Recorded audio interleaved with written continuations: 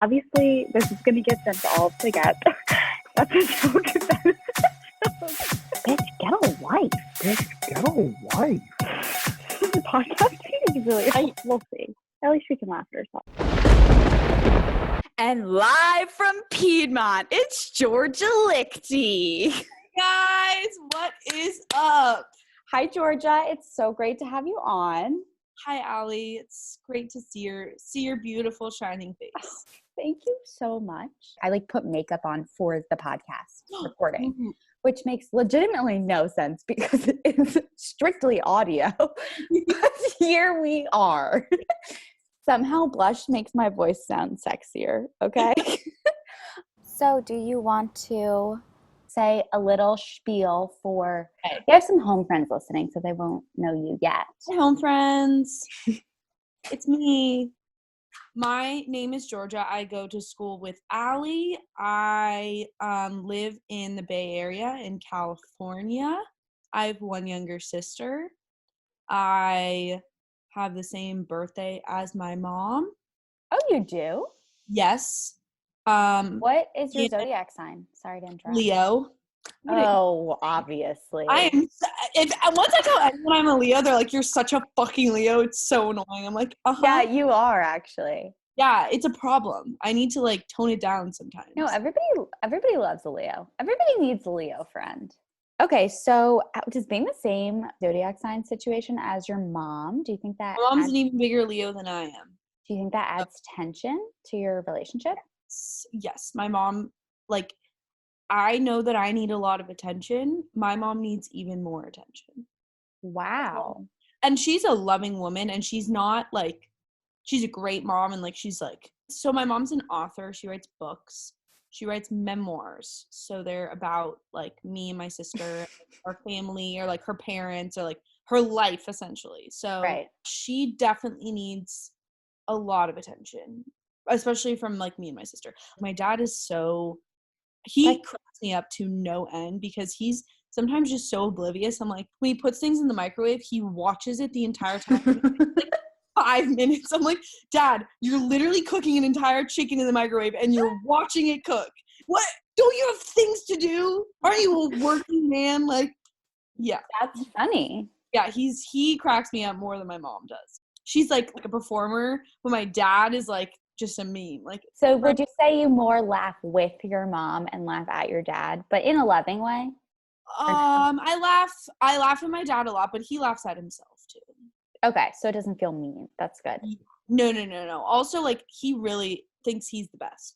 He made himself a sweatshirt that says problem solver on it because he solves all the problems in our house. Have you ever heard the thing where girls are attracted to men that are like their fathers in some ways? So my opinion on this is I don't think I am based on looks, but I do think I am based on personality. Okay, yeah.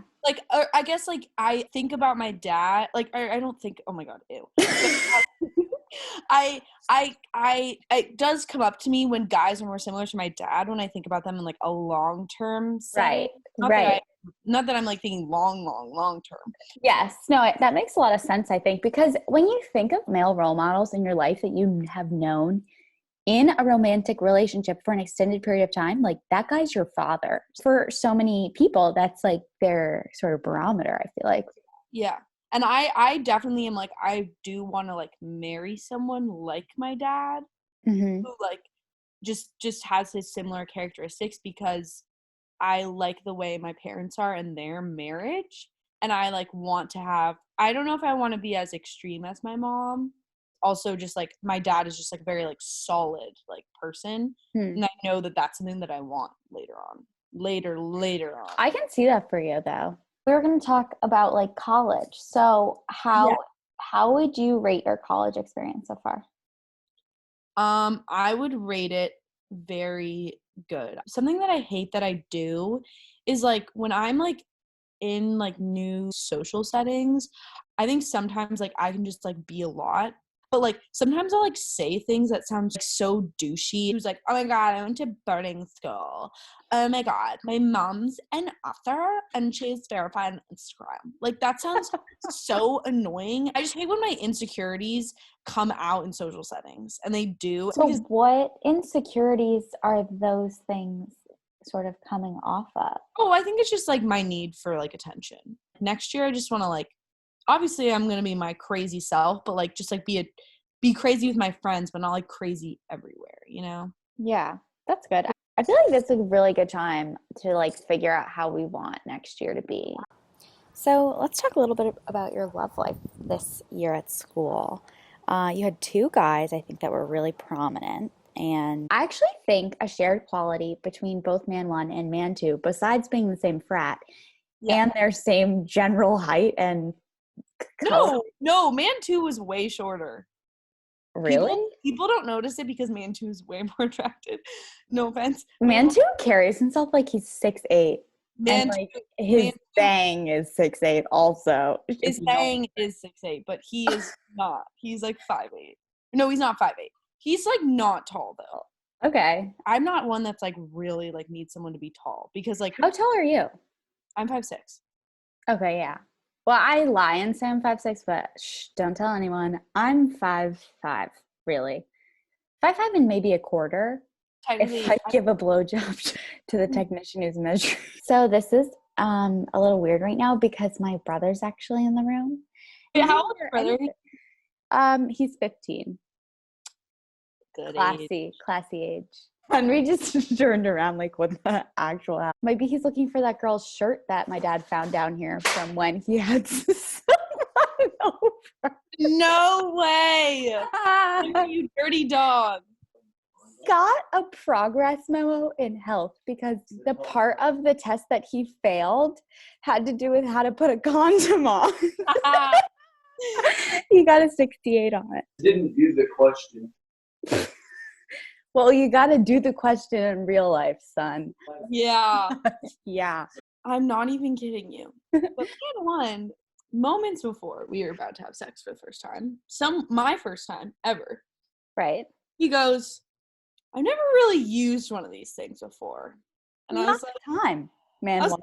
You can figure that out, okay? It's not that hard. There's a rubber in the shape of a penis, and there's a penis, and you just have to fit them together. Right. It's a 2-piece puzzle. Right. Did you actually say that to him? No, I left the room, and I was like, I'll see you in a bit. You left the room when he I left the room and went out into their apartment and talked to Mateo for a little bit. Are you kidding me? You shut up. Let me get back. No. I need to understand this. You guys were like hooking up. No, we were not. That was the other thing. So you just walked into the room and he decided to put a condom on immediately? Like, no. And you were like, excuse me, let me leave the room and go talk to my roommate. No, this is not his fault. This is not his fault. I can't say that it is, just in case this podcast makes it big. If you're like slightly friends with me, just skip this part. You've heard the story so many times and you're really bored of it. So just keep on moving. But for those that are interested, we've been hooking up for like over a month, whatever, and we hadn't had sex yet. And I was like, I want something casual. And he was like, so do I. Great. That would have been the perfect time for him to be like, by the way, I hooked up with someone else last night. Mm-hmm. Next night, I was really drunk. And instead, he decides to tell me, I hooked up with someone else last night. Post-intercourse, if you will. Post-intercourse with you? Yes. Okay. Yeah. And I was so drunk, and I was just like, what the... And then I passed out in his bed and wouldn't speak to him. Yeah, that's just like a super shady way of being, I feel like. So I'm very sorry. Okay, honestly, I don't think he would ever listen to this because I'm off to you guys. Remember that? Yeah, that was the only times I've ever talked to him. Good friends then. I would be like, hey, no, we weren't. But my ideal situation in any part of life is just talking to a guy in a bar. So you really gave me the greatest gift. Yeah.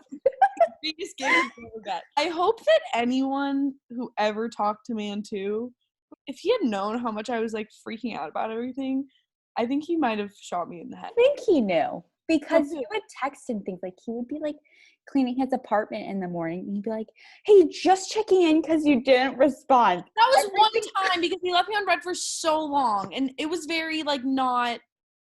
Okay, I'm not saying it's bad. I'm not saying it's bad to do that. I'm just saying you were transparent about the way you were thinking about things. Yes, I was. I feel like that's kind of refreshing. No, I see what you're saying. It is refreshing. I think it can be very sexy when a girl is like that. I don't like it when people are like, it's fine if you don't like me. Like, you don't like almost like fishing for someone to like hug them with compliments and their dick.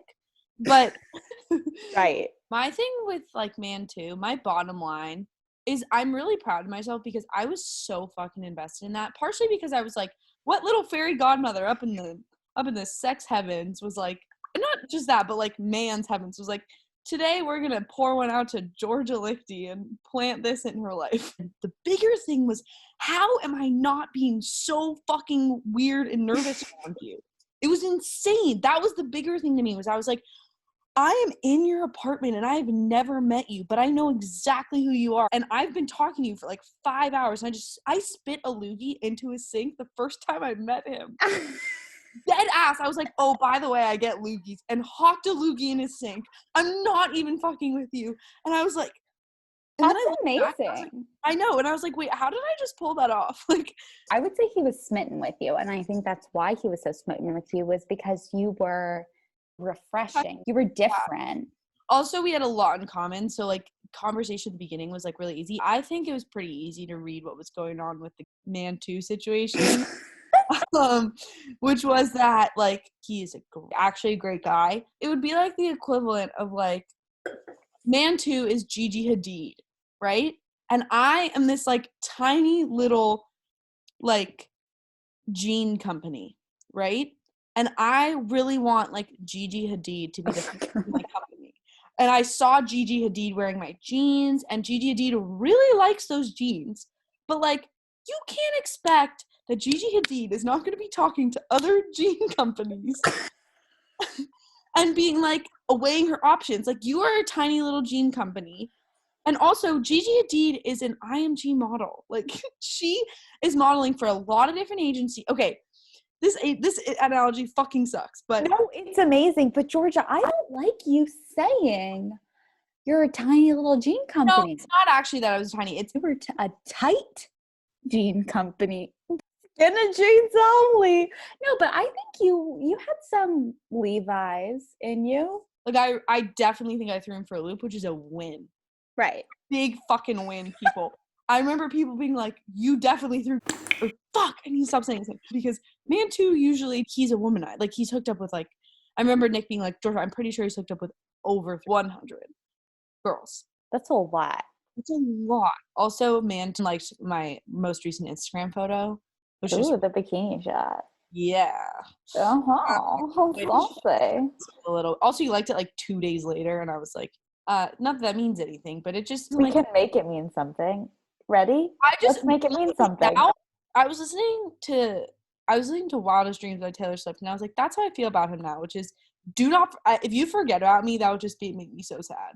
I think one reason that like girls have a tendency, including myself, to get like kind of like not attached, but like we like usually aren't juggling multiple, like I've never been juggling multiple men. I don't know if you have. Yeah, I have. Yeah. I have, but it's only so I can get over one of them that I'm still talking to, and I can't read the vibe on him. So I'm like, you're halfway out the door because I'm not enjoying this. So I'm talking to somebody else. So I need to get better at like juggling multiple men at the same time. So that way I'm able to like be like, okay, I don't need to put you up on this pedestal, because guys know that there will be another girl around the corner. I think girls sometimes are like, this is at least how I am. Like, I'm like, this is the only guy that like I'm ever going to like, and like who's ever going to like me back. We're ever going to like get along or whatever. You know what I mean? No, I totally agree with you. And I think even when I answered your question and said, yeah, I've been like juggling guys, but even when I'm juggling guys, I'm still obsessed with one of them, putting that guy on the pedestal. At least like I don't know, like we do want like not a long-term thing, but like we want security. And like guys like naturally just like don't want that. Like they are always chasing the next thing. Like they love the chase. Yeah. And they're just like always moving forward. That's a thing. It's called different attachment styles. And obviously this can be different. Like some women can have the more masculine attachment style. And there's a secure attachment style and then an insecure attachment style. And then also that feeds into how typically guys want freedom and women want security. Yes. And obviously I'm not looking to be like tied down metaphorically. Let's we'll get to that clear. We'll get to that part later. But at the end of the day, as much as I fight against it with all of my like adventuring around and dick jokes, I am a little warm and fuzzy inside. I also, whenever I'm like in a guy situation, because I never feel like I know what to do and like whatever, I always think about it evolutionarily, which is women are like literally in our like DNA, just since we were like cavemen, we needed to depend on men. Because we were the gatherers and they were the hunters. I'm not saying that that's the way it is now. It is completely changed, but it is in our DNA to need a man in our life. Mm-hmm. At some level. We have the smaller physique, and so naturally we need to depend on men for like protection when like the lions come to the cave. Like that's why I always trace it back. I always am like, it's just evolution in Georgia. This is why you're sad, Georgia. It's evolution. Because you feel vulnerable, but you're not vulnerable because there is no lion. There's only Donald Trump. Wow. That makes a lot of sense though. That does make sense, actually. Also, men want to spread their seed. Like that's why they have sex with more people on average, is because it's also in their DNA to spread their seed, and it's in our DNA to not want to have a fucking billion kids, and we want a father in our life that's going to care for our kids. That's why like we have a tendency to get attached when it comes to sex, because this action makes us be like, okay, we need to secure the father in the equation. Do you know what your love language is? Probably like clothes. The things that make me feel like most like happy, I guess, is like when I like really like laugh with someone. I think that's like the big. Yeah, that sounds like quality time. Yes. Yeah. I think touch can really tell how like someone actually feels about you. I agree, like off the cuff touches. Yeah, I think there's a difference between like flirting with you and then like however you're interacting with someone, like actually showing how you feel about them. You're flirting and like you're trying to make the other person feel special. And then on the back end is like, I'm doing this because you just made me laugh really hard or things like that. Not because like I want to sleep with you. Right. Well, I think that change happens in two situations. One, when they know the sex is going to happen anyway. Like, yeah. You're hooking up. There's that security that the sex is good and it's happening. So you can just relax on that. Yeah. And then I think another time when it could happen is when sex is completely not on the table. But when it's sort of up in the air, that's when I think it dominates a man's mind. Yes, I agree. Also, like being able to like as a girl distinguish like what it means, like what their compliments are saying. Because I saw this meme once. It'll be like, girl, oh my God, he said I look so cute. It was like, Diane, he just wants to come on your face. That doesn't mean that he thinks you're like the mom of his children. Shit. Maybe this is different, but like if I get a forehead kiss, I have the ship has left the harbor. It's gone. You're done for. And now I'm in love with you. Sounds about right. If anyone is still listening to this podcast, by the way, especially like our friend group, is anyone surprised that Allie's and I just took a sharp right turn at the first stop sign we hit towards men? Wait, forehead kiss is a little like. Also, I feel like your grandpa kisses you on your forehead. Well, that's why, because it's like a forehead kiss. It's not asking for anything. Like, unless you've got a crazy grandpa. Oh, my friends at home are going to be like, damn, this girl got daddy issues. Yeah. How do you tell when you're just friends with a guy versus more than friends? I think that there's always some level of tension at points, but both people have, especially in college, must have thought about it. You know what I mean? Yeah. I have a lot of trouble with this. I mean, I think that if both of you talk about bodily functions in front of each other, I think that's a big sign. I also do not talk about my bodily functions because, girls don't poop. Girls don't. And they also aren't funny. They're not funny and they don't poop. All they do is pee and watch TikToks. Yeah, so I don't talk about it with them, but when they talk about it with me, I think that's a big sign. They can be honest with you. Like Nick is always like, I'm just going back to him because Nick is someone that I would like FaceTime like in tears, like about a guy and tell him about my guy problems. And he'll be like, this is what I think. And he'll give me his very honest opinion, even if he can tell it's going to hurt my feelings. Right. Even though like when it's not what you want to hear. That's so sweet. Oh my gosh. Listen to this. This is so scarring that happened to me. Okay. Mother's Day. My sister was visiting. We tried to do like a super cute thing for my mom. Mm-hmm. So we made this whole brunch, my sister and I. And so we were like, oh, for the afternoon, we'll watch family videos. But my dad's really been sifting and he's found some ones that none of us have ever seen before. All of a sudden, we're just watching my like preschool recital. Everything's kosher. Everything is completely fine. I'm fake laughing on stage, like doing my due diligence. Yeah. All of a sudden, my brother is coming out of my mouth. Oh my God. Oh my God. Oh my God. Oh my God. It was horrible. The only intermediate shot was like the shot of a clock. And we were like, this looks like the beginning of The Office. Wonder what it is. And all of a sudden, at least my sister's husband had left the room. But we called Henry down because we were like, oh, Henry, like, I think you'll be in the next ones. Like, he comes in. He gets so pissed off. He leaves the room. He's like, I didn't want to see that.